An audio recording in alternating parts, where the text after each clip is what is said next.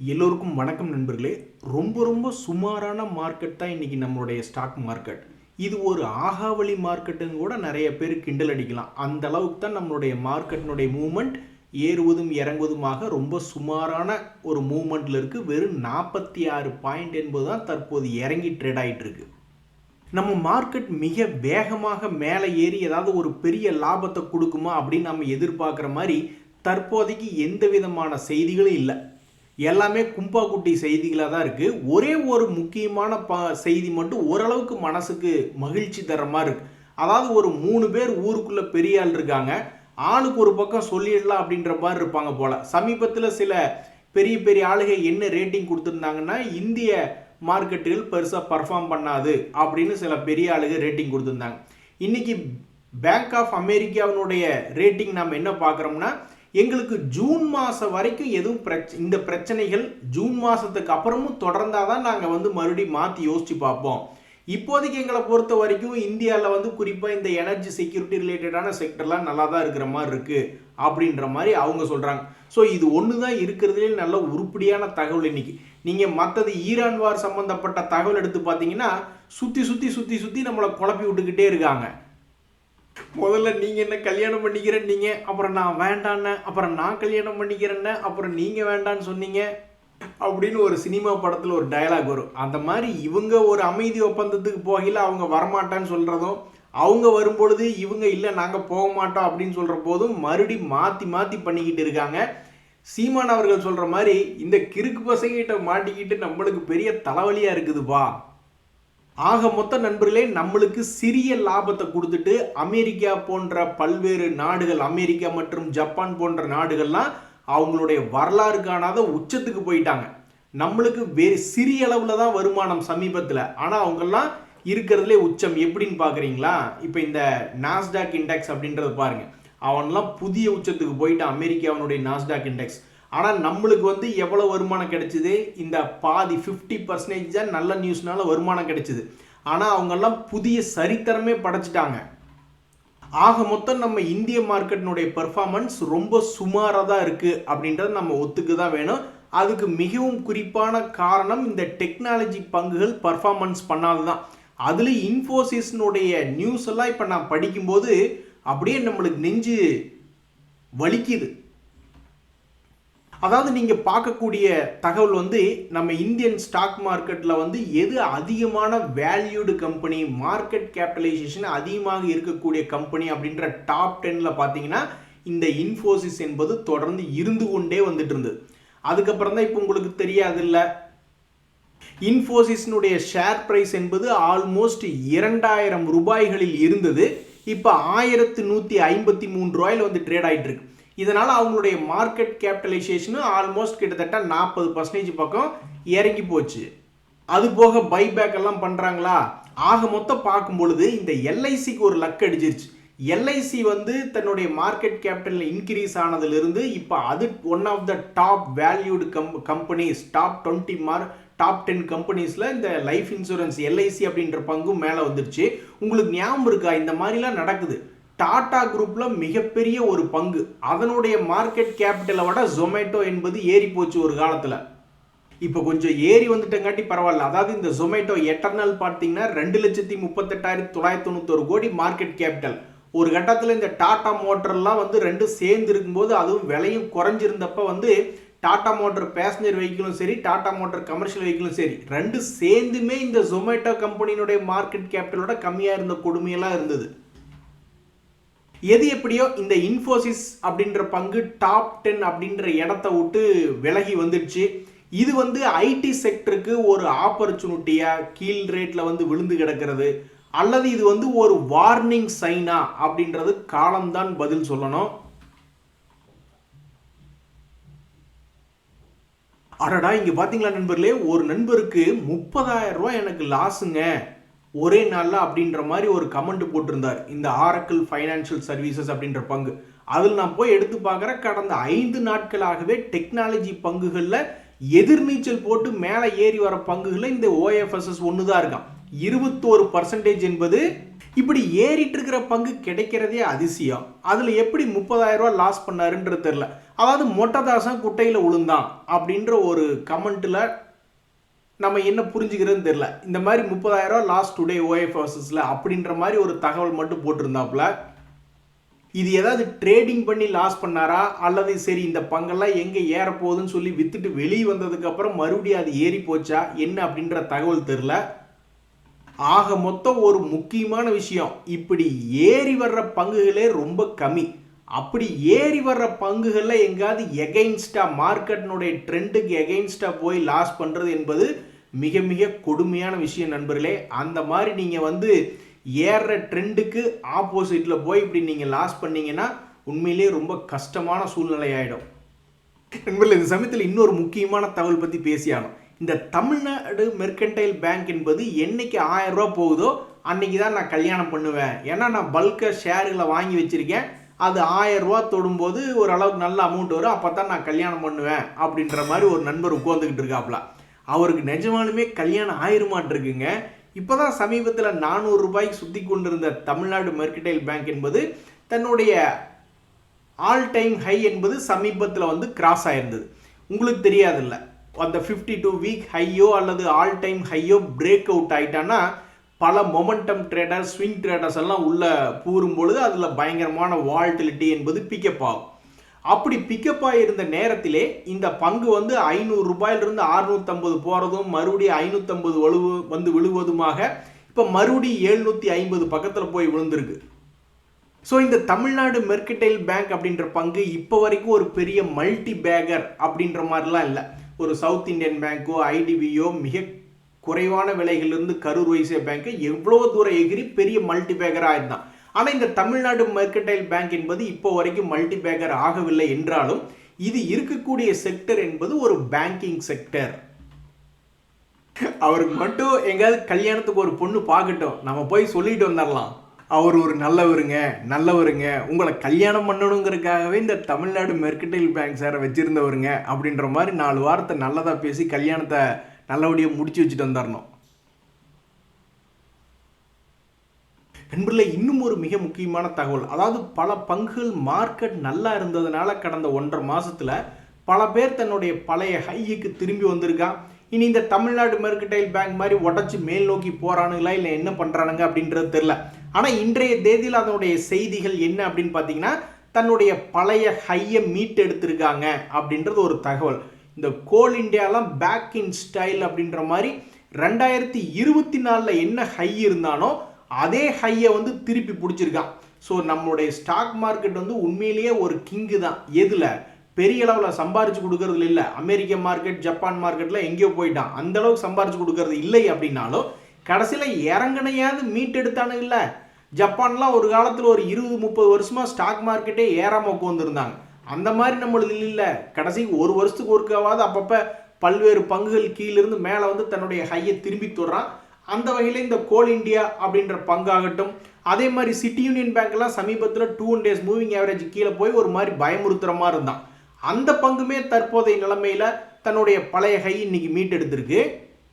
அதே மாதிரி real estate அப்படின்ற பங்குகளில் எந்த சந்துக்குள்ளிருந்து ஏறி வந்தான்னு தெரியல. இந்த 2026 உச்சத்திலிருந்து இறங்கிய அந்த வீழ்ச்சியை சமீபத்தில் பார்க்கும்போது பல்வேறு ரியல் எஸ்டேட் கம்பெனிகள் மீட் எடுத்திருக்கு. எப்படா எந்த சமயத்தில்டா ஓடி வந்தீங்க அப்படின்றதே நம்மளுக்கு புரியாதபடிக்கு இருந்தாலும் இன்னும் அது தன்னுடைய பழைய ஹைகளை எல்லாம் மீட்டெடுக்கல. ஒரு உதாரணத்துக்கு இந்த ஃபீனிக்ஸ் மில்ஸ் அப்படின்றது ஒரு வருஷத்தினுடைய ஹையை மீட் எடுத்துட்டான். 2026 ஹையை மீட் எடுத்துட்டான். இன்னும் 2024 ஹையெல்லாம் இன்னும் மீட் எடுக்கல. ஆனால் எப்படி ஏறி வந்தானுங்கன்னே தெரில. அதே மாதிரி இந்த செக்டரில் டிஎல்எஃப் தான் பெரிய ஆள். செக்டர் லீடர் டிஎல்எஃபாக இருக்குது. கட்டத்துறைக்கு கட்டம் சரியில்லை அப்படின்ற மாதிரி இத்தனை கட்டங்களை போட்டு பார்த்தும் குப்புறப்படுத்தி கொண்டிருக்கக்கூடிய ஒரு பங்காக இந்த டிஎல்எஃப் அப்படின்றது இருக்கு. 2025 கூட ஒரு ரேலி என்பது பண்ணி தன்னுடைய பழைய ஹை பக்கத்தில் வந்திருக்கு. அதுக்கப்புறம் ஒன்றுமே இல்லை. அப்படி ஏதாவது கும்பாக்கூட்டி வேலைகள் ஏதாவது நடந்திருக்கு அப்படின்ற மாதிரி போய் பார்த்தோம்னா அது இப்போ வரைக்கும் ஒரு நஷ்டம் செய்யக்கூடிய பங்காகவோ அல்லது 2-3 வருஷத்துக்கு முன்னாடி என்ன வருமானம் பண்ணிட்டு இருந்தாங்களோ அந்த அளவுக்கு போய் சரிஞ்சு விழுந்துருச்சா அப்படின்ற மாதிரியும் தகவல் இல்லை. So something sector leader DLF அந்த பங்கில் பெருசாக ஒன்றும் விஷயம் இல்லை. 2026 இன்னும் பெருசாக சம்பாரிச்சு தரலை அப்படின்றது வந்து ரொம்ப வருத்தமான செய்தி. அது என்னமோ தெரில, சரி நைஸாக போய் சோபாவையும் பார்த்துட்டு வந்துடலாம் அப்படின்ற மாதிரி தான் நான் வந்து பார்க்குறேன். அந்த பங்குமே தன்னுடைய பழைய ஹை இன்னும் மீட்டெடுக்கல. 2025 ஒரு மாதிரி சம்பாரிச்சு கொடுத்துருக்காங்க, ஓகே. 2026 இப்போ வரைக்கும் வெறும் 20% தான் சம்பாரிச்சு கொடுத்துருக்கு. ஆனால் அதில் ஒரு முக்கியமான தகவல் என்னென்னா, கரெக்டாக 200 days மூவிங் ஆவரேஜ் பக்கத்தில் வந்திருக்கு. இனி தன்னுடைய 20% வீழ்ச்சியை நோக்கி போகிறதா அல்லது இன்னும் மேல் நோக்கி ஏறி வரப்போகிறதா அப்படின்றது பொறுத்து இருந்தால் பார்க்கணும். ஆக மொத்தம் ரியல் எஸ்டேட் கம்பெனிகளில் இப்போ தான் நான் முதல் முறையாக ஒரு சின்ன ஜம்ப் என்பது சமீபத்தில் பார்த்துருக்குறோம். நண்பர்களே, பல்வேறு ஃபைனான்ஸ் கம்பெனிகள் ஆகட்டும் அல்லது பேங்க்ஸே ஆகட்டும் அல்லது வேறு எந்த வகையான ஃபைனான்ஸ் ரிலேட்டடான பங்குகளாக இருந்தாலும் ட்ரேடிங் பண்ணுறவங்களுடைய மைண்ட் வாய்ஸில் என்ன இருக்குன்னா, ஓகே க்ரோத் இருக்கும். ஏன்னா இப்போ நம்ம சொந்தக்காரங்களே நிறைய பேர் ஃபைனான்ஸ் பண்ணுறவங்க, சீட்டு நடத்துகிறவங்களுக்கு தான் நல்ல வருமானம் இருக்குது. 1 கோடி போட்டு தொழில் பண்ணிக்கிட்டு இருக்குன்னு தான் என் ஃப்ரெண்ட் ஒருத்தன் கோயம்புத்தூர் இப்போ சமீபத்தில் ஒரு மீட்டிங்கில் சொல்கிறான். கோவிட்டுக்கு அப்புறம் நல்லா தான் இருந்தது வாழ்க்கை, 10 வருஷமாக சம்பாதிக்கிறதெல்லாம் ஒரு 2-3 வருஷத்துலேயே சம்பாதிச்சோம், கடைசியில் பார்த்தா இப்போ மறுபடியும் ஏகப்பட்ட விஷயங்கள் இன்னும் குப்புறப்படுக்க ஆரம்பிச்சிருச்சு அப்படின்ற மாதிரி சொல்லிட்டு இருந்தாப்புல. ஆனாலும் இன்னொரு ஃப்ரெண்ட் ஒருத்தர் இருக்கான், அவன் ஃபைனான்ஸ் பண்ணிக்கிட்டு இருக்கான். அவனுடைய வாழ்க்கை எப்போ பாரு நல்லாவே தான் இருக்கு. ஸோ ஃபைனான்ஸ் அப்படின்ற ஒரு செக்டர் வந்து ஒரு குரோத்தான செக்டர் தான், பட் அதில் ரிஸ்க் என்பது அதிகமாகவே உள்ளது. இந்த எஸ்பிஐ கார்ட்ஸும் ஃபைனான்ஸ் ரிலேட்டடான செக்டர் தான். இதுவும் வந்து எப்படி சம்பாரிச்சு கொடுத்துருக்கு அப்படின்னு பார்த்தீங்கன்னா, பல முறை இறங்குவதும் ஏறுவதுமாக இந்த பங்கு சந்தையில் இந்த பங்கு சம்பாரிச்சு கொடுத்துக்கிட்டே இருந்திருக்கு. அப்படி இருந்து கொண்டிருந்த நேரத்தில் இப்போ மறுபடியும் இந்த வருஷத்தில் 2026 இன்னும் அது சம்பாதிச்சு தரவே இல்லை. ஆல்மோஸ்ட் 1 year லோ அப்படின்ற மாதிரி போய் கிடக்குது. நண்பர்களே, ரிஸ்க் என்பது வந்து நம்மளை மாதிரி ரீட்டைலர் பீப்புளுக்கு தான். இதுவே ஒரு பெரிய இன்ஸ்டிடியூஷனல்ஸ் அல்லது ஸ்மார்ட் மணி கான்செப்டுக்காரங்களுக்கெல்லாம் இவங்களுக்கு 10-11 அவ்வளோதான். இன்னைக்கு தேதியில் வந்து எத்தனை பங்குகள் சப்போர்ட்டில் கிடக்கு அப்படின்றது அவங்களுக்கு ஒரு லிஸ்ட்டு தேவை. அதில் எதில் அவங்க என்ட்ரு பண்ணுறாங்க அப்படின்றது லிஸ்ட்டு தேவை. அதுக்கப்புறம் அது மேலே போகுதா கீழே வருதா. பெரிய பெரிய இன்சூரன்ஸ் கம்பெனிஸ் என்ன பண்ணுறாங்க, ஏதாவது ஒரு ஸ்டாக் மார்க்கெட்டில் போட்டு அது திவாலாச்சுன்னா அதை ரைட் ஆஃப் பண்ணிடுறாங்க. ஓகே, ஸ்டாக் மார்க்கெட்டில் இன்வெஸ்ட்மெண்ட் பண்ணது போச்சு அப்படின்ற மாதிரி.